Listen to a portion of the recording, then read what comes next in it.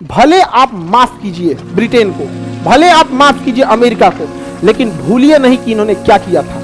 You can forgive but never forget. Syria दिख रहा है? सोचिए हम कहां जन्म लेंगे इसका चुनने का अधिकार हमें नहीं होता है। यह हमारी खुशनसीबी थी जो हम हिंदुस्तान में जन्म लिए। जब हम पूजा पाठ भी करते हैं तो विश्व का कल्याण हो कहते हैं, ये नहीं कहते भारत का कल्याण हो। समझ आ गया कि नहीं? विश्व का सर्व संतु सुखिना सर्व संतु निरामया सर्व भद्राणु पश्यन्तु मां कश्चित् दुर्भाग भवेत्। समझ में आ गया कि नहीं आ गया? हमारे ताज होटल में हुआ था, पूरे देश का खून खौल गया था। ये भी तो कहीं के लोग हैं। अरे हम लोगों को तो सीरिया से पेट्रोल मिल रहा था, हमारा अपना स्वार्थ है सीरिया से। हमारे वहां लोग जाके काम करते थे, हम कितनों को रोजगार दे सकते हैं? 140 करोड़ को तो पॉसिबल ही नहीं है।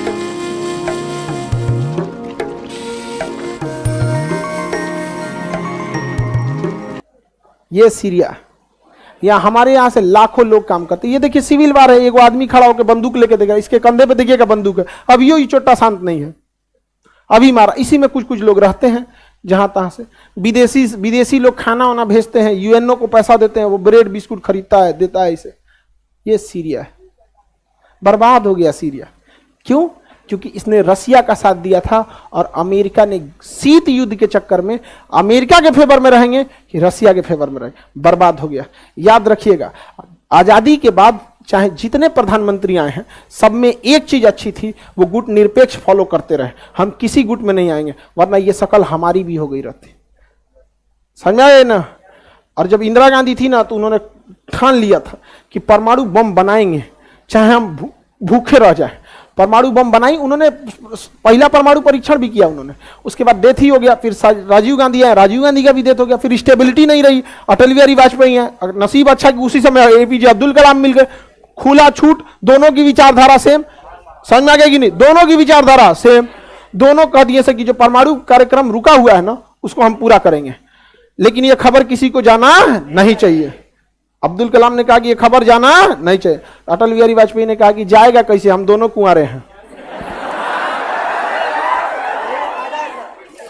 यह खबर लीक होगी कैसे, हम दोनों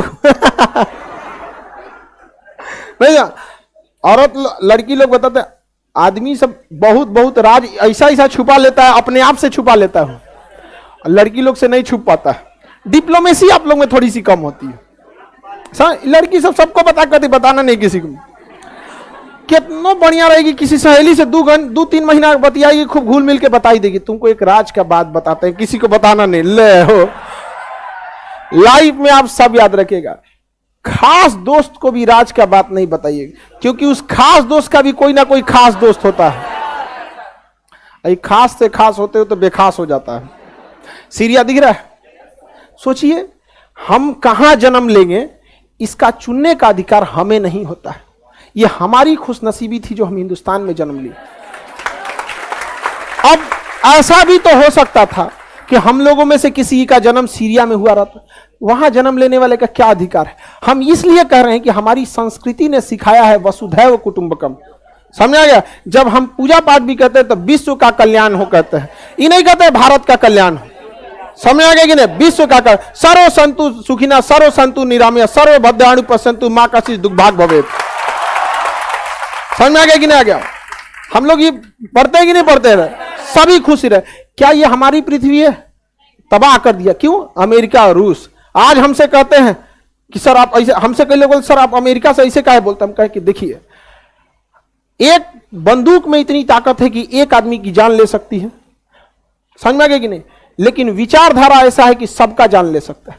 तो हम अकेले कितने से लड़ेंगे? लेकिन हम हिंदुस्तान के सारे लोगों को यह बता के रहेंगे, भले आप माफ कीजिए ब्रिटेन को, भले आप माफ कीजिए अमेरिका को, लेकिन भूलिए नहीं कि इन्होंने क्या किया था। समझ में आ गया? You can forgive but never forget. माफ कर दीजिए, भूलिए नहीं हमारे साथ। ये दृश्य याद रहेगा तो आपको धन्यवाद कहेंगे 16 लाख फौजियों को जो अब तक बर्फ में शायद धंस गए होंगे या झुलस गए होंगे अभी थार के मरुस्थल में। आपको यहाँ एसी या पंखा में गर्मी लग रहा है, वरना ये तबाही हमारी हो जाती है। यहाँ पर ये सीरिया है, यहाँ पर सोचिए, यहाँ पे। और ये लोग व्हाट हैपेंड? आतंकवादी, व्हाट इज दिस? हमारे ताज होटल में हुआ था, पूरे देश का खून खौल गया था। ये भी तो कहीं के लोग हैं। अरे हम लोगों को तो सीरिया से पेट्रोल मिल रहा था, हमारा अपना स्वार्थ है सीरिया से, हमारे वहां लोग जाके काम करते थे, हम कितनों को रोजगार दे सकते हैं, 140 करोड़ को तो पॉसिबल ही नहीं है। ईरान में भी काम कर रहे हैं, सऊदी में भी काम कर रहे हैं, ससुरा यही हाल हो जाएगा तो सब लोग वापस आएंगे। अभी आए कि नहीं आए, यमन से आएगी नहीं आए, अरे हमारा कोई रिश्तेदारी नहीं है, लेकिन हाँ हमारा देश के लिए गड़बड़ है। अच्छा वो उसको मार सकता है, कल हमको क्यों नहीं मारेगा? कोई क्या कह रहे, अब आया था 7वां बेड़ा लेके मारने के लिए, 1971 में आया था सोच रहा मारने के लिए 7वां बेड़ा, अब लाओ ना 7वां बेड़ा मारे खाती यहां पे। ये बताइए तबाह कर दिया इसका देश, यहां दमिश्कस राजधानी। अभी तो ये सबसे नॉर्मल फोटो है, सबसे नॉर्मल है। और सोच रहा हम लोग जो है, मतलब एगो तो आदमी फेमस होखला के बाद एगो दिक्कत ये होता है कि 4 जगह से नसीहत आने लगता है। हमारा बहुत लोग बोलने लगता है, खान सर आपकी वीडियो को बाहर भी लोग देखते हैं, ऐसा मत बोला कीजिए। हम उनको कहे आपको क्या लगता है, बोलने के पहले हम ये नहीं सोचते नहीं देखे, हम बोलते ही है कि देख ले।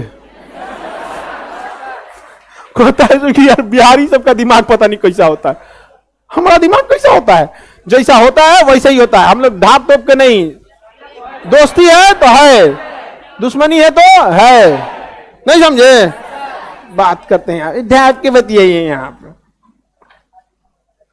आगे बढ़े। सीरिया तबाह हो गया। अब सीरिया में था क्या, बेसिकली इसकी गलती देखिए सीरिया की, आप लोग को समझ में आता है जी सब? हाँ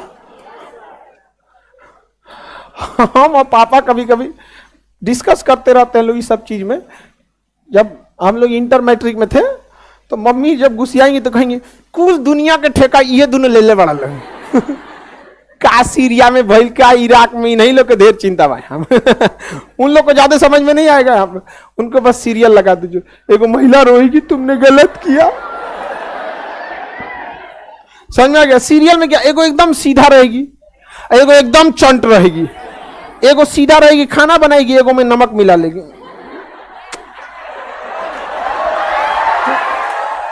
यही सब दिखाई करता है उसमें। और 2 साल तक दोनों में झगड़ा होगा, बाद में जो एकदम चंट रहेगी वो किसी मुसीबत में फंसी रहेगी, और ये जो सीधा रहेगी उसकी आके मुसीबत से निकाल देगी। फिर उसका हृदय परिवर्तन होगा अशोक की तरह, फिर दोनों मिल जाएंगे, सीरियल कहानी खत्म होगा, तले को दूसरा मार चालू हो जाएगा, नया सीरियल। हाँ समझ में आ गया कि नहीं? और इसमें पिसाता है बेचारा का हस्बैंड। देखिए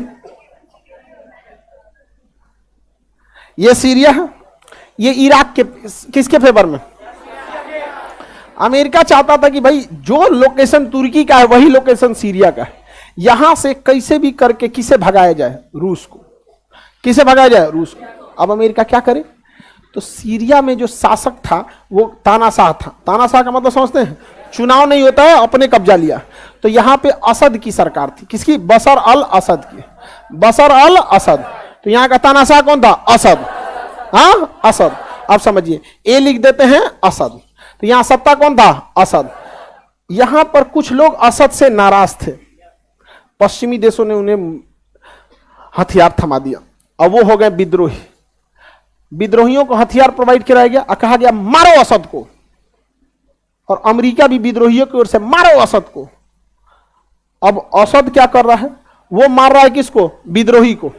अभी बताइए विद्रोही के साथ कौन है? अमेरिका। कौन है? अमेरिका। विद्रोहियों के साथ अमेरिका, और असद के साथ रसिया। असद के साथ रसिया। रसिया मार रहा है विद्रोही को, लेकिन रसिया यूएसए को नहीं मार रहा। यूएसए मार रहा है असद को, लेकिन रसिया को नहीं मार। विद्रोही मार रहा, असद मार रहा है विद्रोही को, और असद मार रहा है अमेरिका को। विद्रोही मार रहा है असद को, अब विद्रोही मार रहा है रसिया को। खिचड़ी बना दिया। समझ में आ गया कि नहीं आ गया? इसी में आ गए सब कुर्द।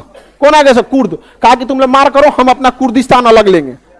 अब वो मार रहा है कुर्द, असद को भी, विद्रोही को भी, रसिया को भी, अमेरिका को। कहा हमारा हो गया, यहाँ पे कुर्द मार रहा है।